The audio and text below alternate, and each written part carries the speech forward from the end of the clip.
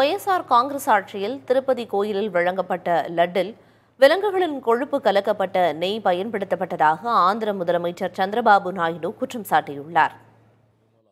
சந்திரபாபு நாயுடு தலைமையிலான தேசிய ஜனநாயக கூட்டணி ஆட்சி ஆந்திராவில் அமைந்து 100 நாட்கள் நிறைவடைந்ததை முன்னிட்டு அக்கூட்டணி சட்டமன்ற உறுப்பினர்கள் கூட்டம் மங்களகிரியில் நடைபெற்றது.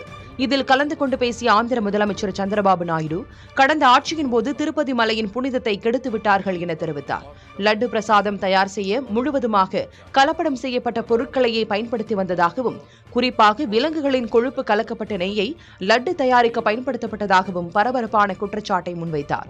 ஆனால் தங்களது ஆட்சியில் தரமான பொருட்களை பயன்படுத்தி பிரசாதங்கள் தயாரித்து வருவதாக சந்திரபாபு நாயுடு தெரிவித்தார். கடந்த 5 ஆண்டுகளில் ஒய்எஸ்ஆர் காங்கிரஸ் கட்சி அரசு ஏராளமான முறைகேடுகளில் ஈடுபட்டதாகவும் அதற்கு உரிய தண்டனை கிடைக்கும் என்றும் சந்திரபாபு நாயுடு உறுதிபட தெரிவித்தார்.